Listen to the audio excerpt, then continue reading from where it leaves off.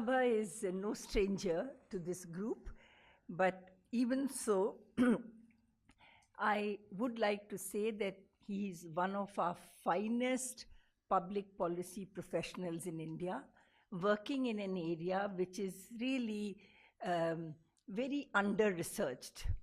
And he is the founder of the Council on Energy, Environment and Water.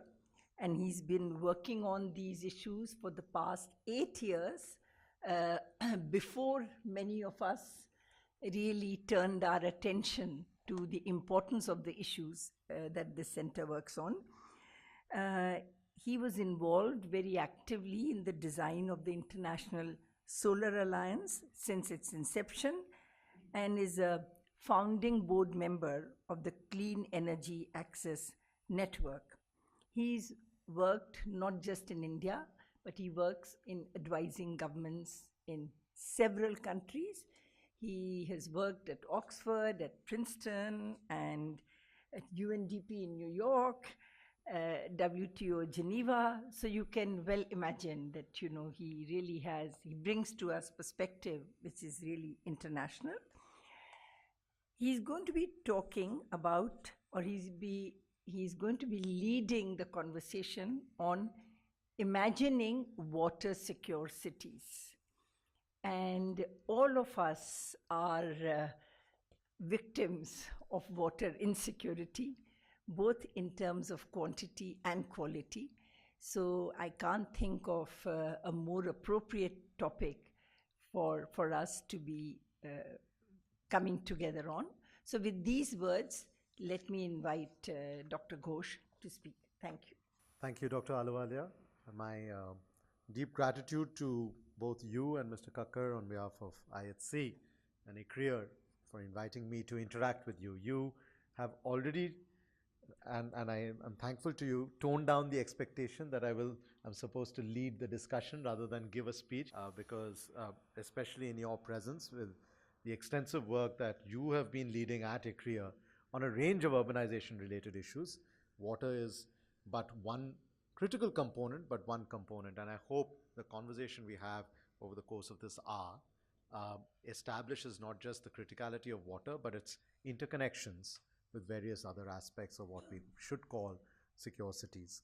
So what do I mean by water secure cities? When Dr. Ahluwalia first asked me to participate in this urbanization series, I was wondering what should be the title, one, to excite you enough to come and participate in this conversation. But secondly, it got me thinking myself, that what do I mean by water secure cities? It's similar to when people say, what is a smart city? It's highly unlikely that someone will say, I want an unsmart city.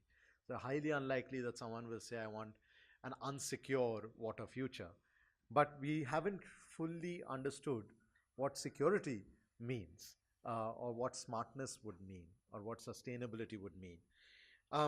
So what I wanted to do in my initial set of propositions is outline for you what my colleagues and I, we've been going back and forth a little bit. My colleague Konkanika Niyog is here. She's helped me think through this quite a bit in the last few weeks. So we will share with you what we think could be components of water secure cities. And then let's revisit those aspects through examples from within or outside India, and especially through personal experiences that we might have had. But at the outset, it's worthwhile to still place the problem front and center.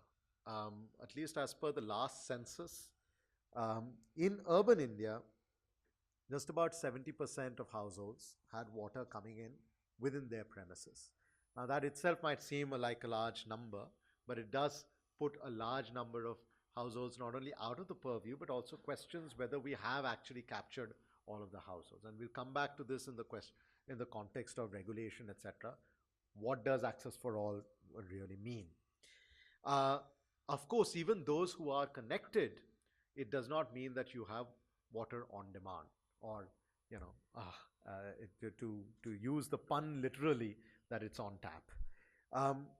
On average, The water supply, even for connected households in urban India, is about 4.5 hours a day.